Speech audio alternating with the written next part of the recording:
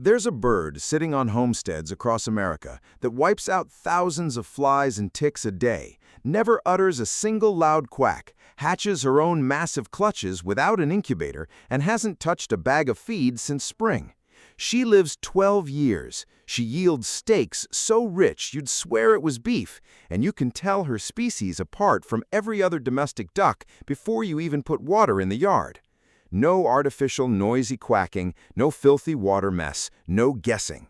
Every homesteading channel out there is selling you pecans and meat rabbits, and this bird, a true native of the Americas, is sitting on millions of backyards as an afterthought because we quietly forgot what she was actually bred to do. Her name is the Muscovy duck, and by the end of this video, you're going to know exactly why she was overlooked and why she's about to come roaring back. Before we continue, if you're enjoying this video, please take a second to like, leave a comment, and subscribe to Farm Homestead Hustle. Your support helps this channel grow and lets me keep bringing you more farming and homesteading content. Now let's get back to the video. Here's what you're walking out of this video with. You're going to know the 6 reasons a Muscovy duck out-earns every chicken breed on your property. You're going to know how to spot a pure utility bird from the hybridized line hatcheries dump on new keepers every spring. You're going to know how she slashes her feed bill, hunts pests better than any chemicals you can buy, and lays eggs that make a chicken egg look like a toy.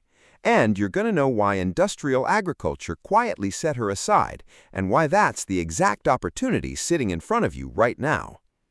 Let's be honest about where most homesteaders actually are. You went to the feed store last month and paid over $40 for a bag of layer pellets that used to cost you $25. Your poultry math stopped mathing about 18 months ago. You're paying commercial hatchery prices for birds bred for battery cages, feeding them subsidized corn and calling it self-sufficiency because the coop is in your backyard. Meanwhile, flies swarm your patio every summer evening, your lawn is infested with ticks because chickens stop scratching when the feed bowl is full. A fox walked off with 2 hens last month, and your noisy ducks did nothing but splash mud into their drinking water. You're scrubbing, feeding, spraying, and paying, and you're calling it a homestead. It's not. It's a very expensive hobby with feathers. The industry sold you a system where every input has a receipt. Feed store, fly traps, tractor supply, the pest guy. Every one of them profits when you stay dependent. That's the whole model. You just weren't told. Here's the part nobody wants to say out loud. It's not your fault. Nobody handed you a manual. You inherited a picture of homesteading built by hatchery catalogs and farm store displays. Of course you're buying feed by the truckload. Every breed they sell was engineered to need it. Of course pests are a nightmare because the birds they steer you toward can't catch a fly on the wing. Of course predators walk in because standard mallard-derived ducks are too heavy and clumsy to roost out of harm's way. The system you were handed was designed by people who profit when your input costs never drop. That's the whole game. The bird we're about to talk about was raised for centuries by indigenous farmers who couldn't afford to waste a single grain, and she was quietly written out of the main industrial story on purpose. Here's what happened. Before modern factory farming, indigenous peoples across South and Central America, and later homesteaders across the American South, kept flocks of heavy, tree-roosting waterfowl foraging along swamp lines and pastures.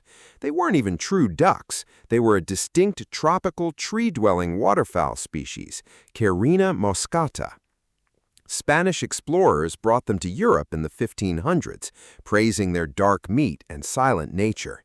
The American Poultry Association accepted them into the standard of perfection in 1874. She was on track to dominate small-scale meat and pest control.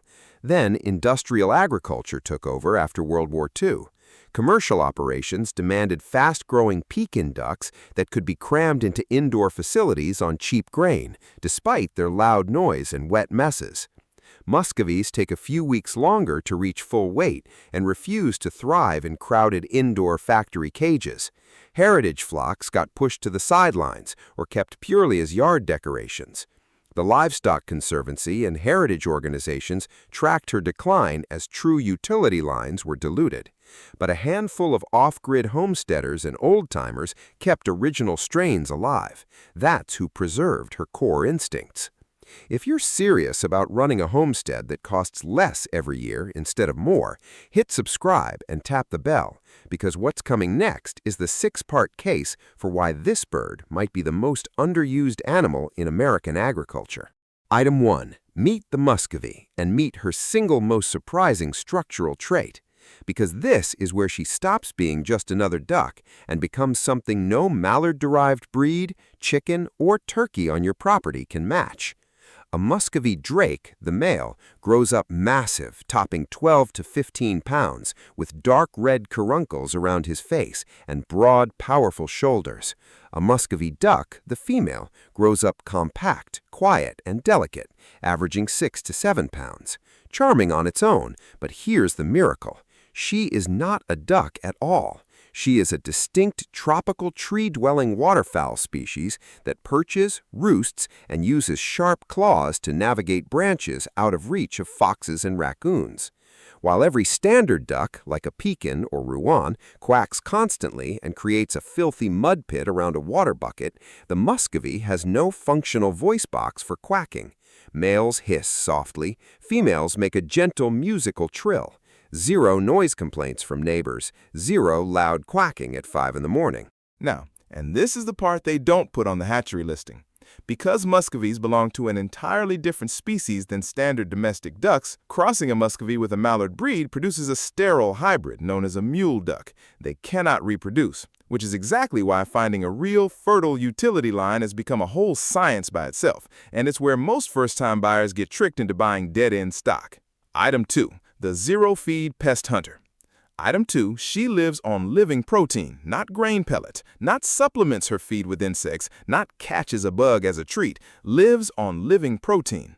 Under proper management, a Muscovy gets the vast majority of her intake through the spring and summer from ticks, flies, mosquitoes, slugs, and grasshoppers crawling across your property. While chickens pick at grass roots and standard ducks sift through mud, a Muscovy actively hunts on the wing. She snaps horseflies right out of the air. She sweeps low under low branches, clearing adult ticks from tall grass. During peak bug season, roughly April through October, a Muscovy pair on a buggy homestead needs almost 0 supplemental grain. In winter, you'll top them up with a simple grain ration, and a well-managed pair runs somewhere between $10 to $15 a year in bought feed total. Compare that to 6 laying hens burning through $50 to $90 a month. Do the math. That's a bird earning her keep before she lays a single egg. Item 3. The silent property guardian. And this is not folklore. Because Muscovies roost off the ground in trees, on fence rails, or high up on coop ledges, they maintain a panoramic view of your entire homestead, while traditional poultry are huddled helplessly in the dark on the floor. A Muscovy has incredible night vision and senses movement long before a raccoon or stray dog reaches the perimeter. When a predator approaches, she doesn't panic or run. She raises her crest, thumps her tail, and lets out a sharp, rhythmic hiss that alerts every roosting bird in the yard. I've watched a heavy Muscovy drake stand his ground against a feral cat that slipped under the gate. The cat backed out. Not one bird got hurt. Try that with a pekin. Item 4. The unpaid sanitation crew. Item 4, she is your biological pest control team, and this goes deeper than she eats bugs in the yard. A Muscovy flock is an active management tool for fly control around livestock barns, compost piles, and vegetable beds.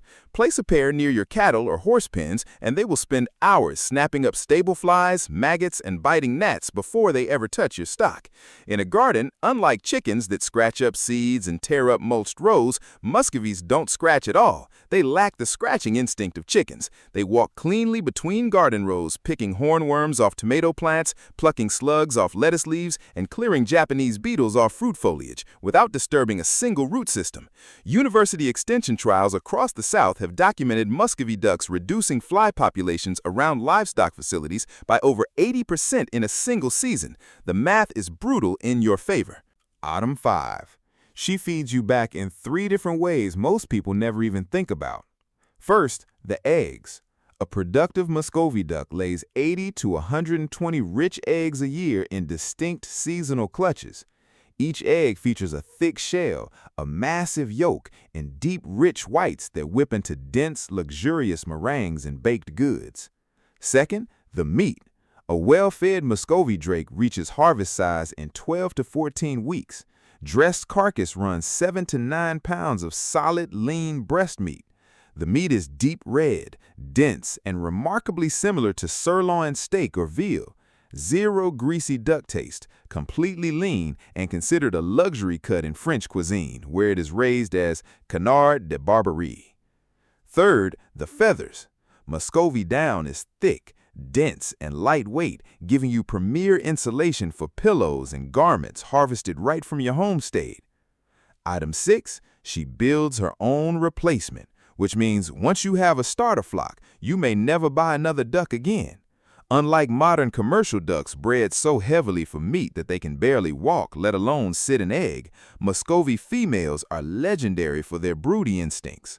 A settled Muscovy duck will sit her own clutch of 12 to 20 eggs through a 35-day incubation period, defend her nest fiercely, and raise every duckling competently without human help. No brooder box, no heat lamp, no incubator humming in the basement. Nature runs the operation, and she does it for up to 12 years. Now, let me tell you what almost stopped me, because I did not start as a believer. I started as a skeptic with a monthly feed bill I was tired of paying and 40 chickens that weren't touching the tick problem on my land. I bought my first pair of Muscovies in the spring of my second year from a local keeper, paid $60 for a pair, and I want to be honest, the first month was confusing. They wouldn't sleep in the chicken coop. They flew right up onto the roof of my barn the very first night and stayed there. I spent 2 hours trying to coax them down with a broom. Then summer hit, and the fly population around my compost bin vanished overnight. The tick load on my dog dropped to 0. My feed bill for the ducks stayed flat all summer. And when spring rolled around, that single duck hatched 14 ducklings in a quiet corner of the hayloft without me spending a penny on chick starter or heating lamps. That is when I became a convert. Now let me save you from the mistakes that wreck most people's plans in the first year.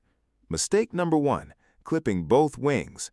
If you need to keep young Muscovies from flying over tall fences, trim the primary feathers on only one wing. Trimming both balances them out, and they can still launch themselves over a fence. Trimming one wing throws off their balance completely. Mistake number 2, treating them like aquatic ducks. Muscovies do not need deep ponds to survive. They only need clean water deep enough to dip their heads and wash their nostrils. Giving them deep, dirty mud holes just creates a mess. Mistake number 3, buying sterile hybrids. Always confirm the parent stock are both pure Muscovies so your flock can reproduce naturally generation after generation.